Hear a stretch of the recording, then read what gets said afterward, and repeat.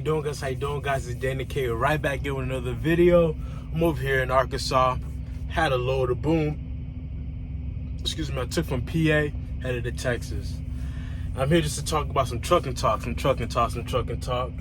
this is just some truth about the industry from what I've seen, from my standpoint. One thing I realized about the industry, the people who are really making it happen, the people who are really making the big bucks, for the most part, they're very low key. They're not going to talk about it. They're not going to really share your connections. You're just going to see like comments on it. If you're on YouTube, trucking, you're going to see comments. I made $200,000. I made $300,000. Some people, I made $500,000 this year. What are you guys talking about? But they're not putting any information that will help anybody else. They're just saying it. So it's like, first, you don't got no proof. You could just be a random person talking. Two, even if you are, how is you getting this money going to help the next individual? And there's no hate, there's no shade, but it's what I'm seeing. And, until you talk to some people, like I talked to this owner operator that helped me get out. He's making pretty decent money, but he talked about the other side. And I realized a lot of times people in the truck industry don't tell everything. Truck industry, they'll take, especially if you're OTR. I'm OTR right now. I went back to OTR. I was regional, home every weekend. But then with that situation, they didn't really pan out as, they didn't play out as planned. They cut my pay in half. It was whispered. They cut my pay in half, so I couldn't manage that. So I had to switch. You can't do the same thing, expect the same results. You have to do something different. So I went back OTR, and I realized OTR time could fly by fast if you don't have a plan. And I made a video about this a while back. If you don't plan for OTR, OTR will plan for you. And I was telling my wife this. I'm like, yeah, I have one time. I'm gonna try the trucking business one time, or trucking industry one time. If it doesn't work out, I'm going to something else. Because I'm not the type of person to keep, especially as I'm getting older. I'm still everybody says I'm young, but I'm 29, by hit my 30s. The older you get, you just can't keep restarting again, especially financially. So I'm building up my financial base right now, paying off debt, trying to, handle what I gotta handle. But I got one chance to start the trucking industry, trucking company. If it doesn't work out, I'm moving on. I'm not going to be the type of person who stays in the industry for years. It doesn't work out. And, like some truck drivers you see, some company drivers, even some owner operators, they've been doing this for 10, 20, 30 years and they got nothing to show for it. And I find that ridiculous because, okay, you need to crack the code. You got 2 to 5 years max. If something hasn't changed between that 2 to 5 years, you got to do something different, especially business-wise. If you have a business, if you're a company driver, you kind of have something steady. You kind of know there's a minimum that you will make. If you're a company driver, especially have over a year or 2 years worth of experience, you should not be really making anything less than $1,000 after everything's said and done. Unless you have a lot that does, but even after it does, you shouldn't be making nothing less than $1,000 if you're OTR. But if you're not a company driver, if you're an owner operator, from my viewpoint, I'm not an owner operator. I would leave that out there. I'm not an owner operator, but just from what I'm seeing, if you're an owner operator and you're not profitable in your business, year 1, year 2, year 3, year 4, year 5, I think you need to do something different. In my opinion, that's just my opinion. Because I know business takes time. It takes realistically 2 to 5 years, sometimes 10 years to really get the ball rolling. But the realistic thing, after year 2 and after year 3, the ball is rolling. Probably not to the point where you could sell the business, or probably not to the point where you could be like, okay, I could delegate certain things. But you see, there is progress. And me, in the truck industry, I'm thinking, if I do start my own company, there has to be progress. It has to make sense. I'm not going to be in the industry and stay in the industry that I'm just because of the title, I'm a business owner. No, I don't. That doesn't make any sense to me. Some people just want to be owner operator because they want the prestige of, I own a trucking business. That doesn't mean nothing if you're making the same money as a trucking as a company driver. That doesn't make any sense. It doesn't make any sense to me. It doesn't.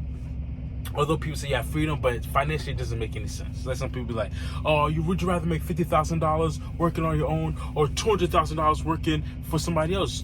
Obviously, $200,000 working for somebody. If it's not soul sucking and it's not bad, why would you? It doesn't financially doesn't make any sense for me personally, from my vantage viewpoint. And especially me being a person where now I'm having a family, and I'm building my life right now. It doesn't make any sense to go into a situation or to start a business that you can't predict future earnings, or you're just always in up and down limbo. That does not make any sense for me. And I talked to like every time I get you, I try to talk to owner operators. I try to talk to people who start business or who have trucking business. I need to find a mentor, that's somebody who's done it and that can show me what they've done.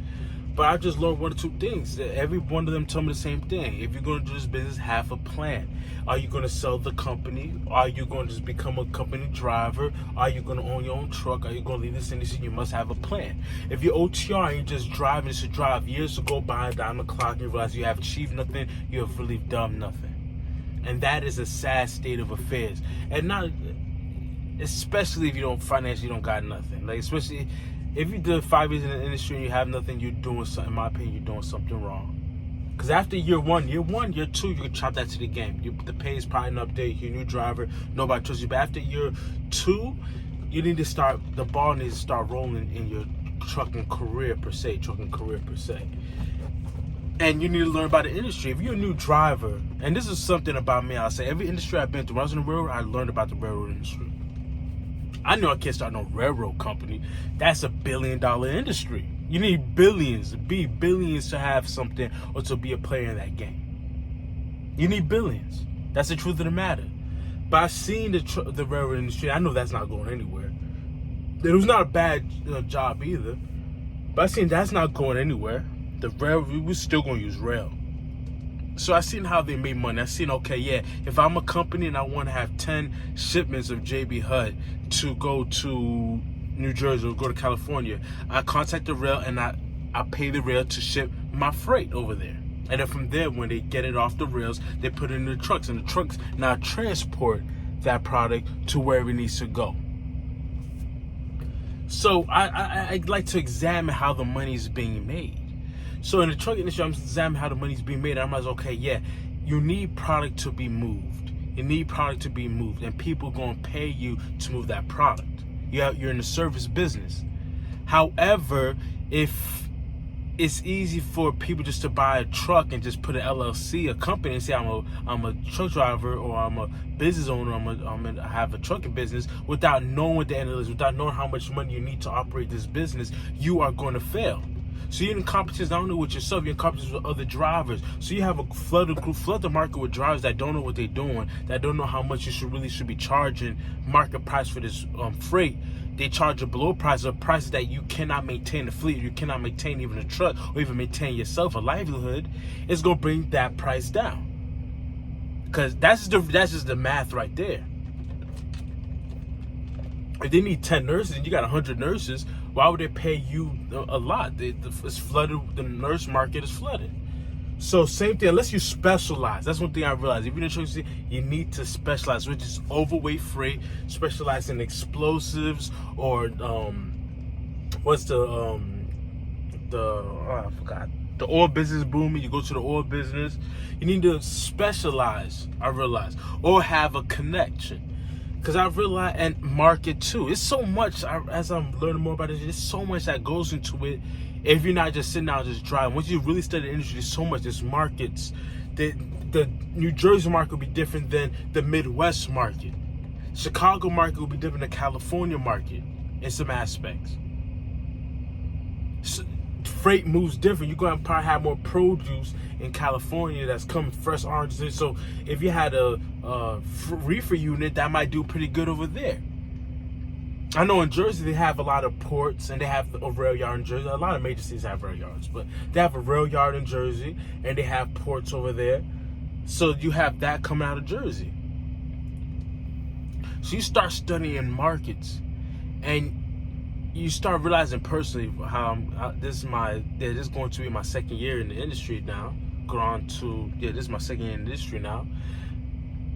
You have to have a plan. I don't understand how people do this without thinking, okay, what's going to be my next move, or what's going to be my next system.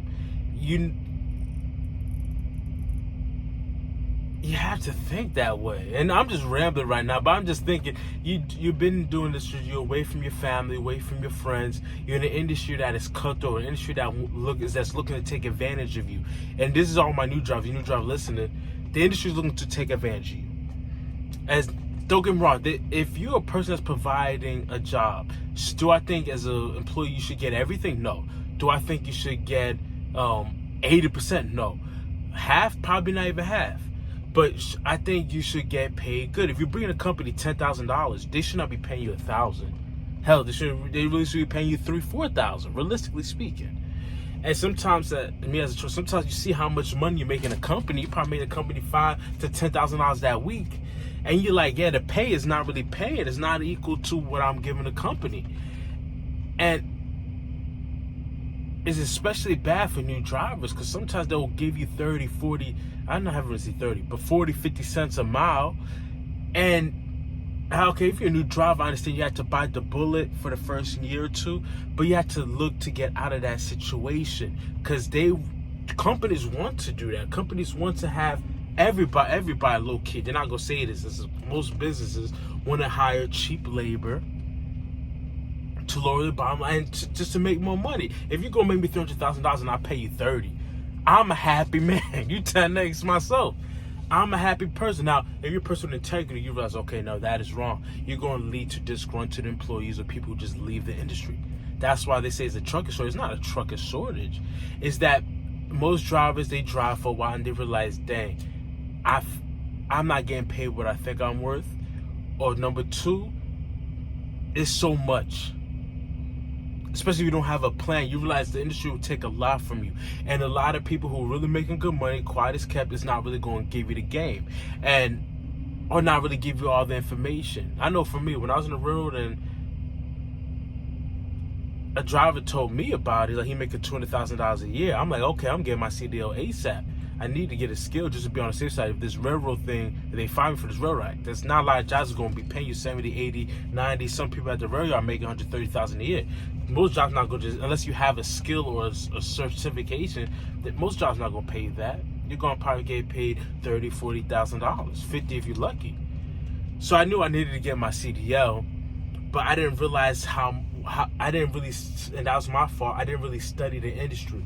Now have my CDLs, I'm really studying the industry, and I'm seeing how it's hectic. It's like the Wild Wild West. And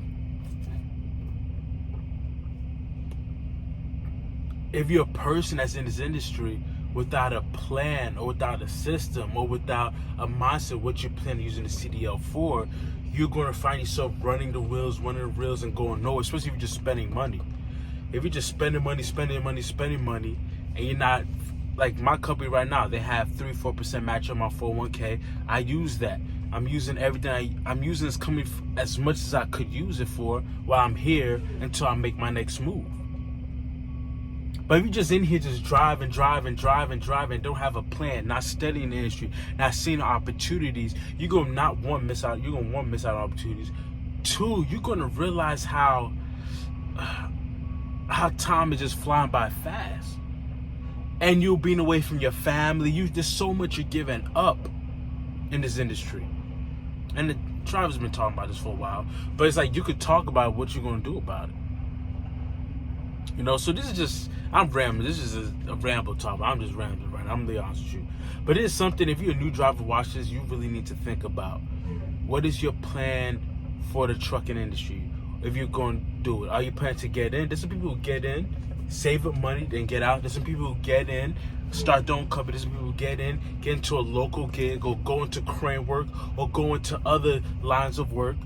Some people come in, start a business. So no, what do you want to do? What's your plan B? Now they say you shouldn't have a plan B to your plan A. As you get older, especially when you're starting to have a family or you have responsibilities, you need to have a plan B. You can't just be like, this is it. If this don't work, that's it.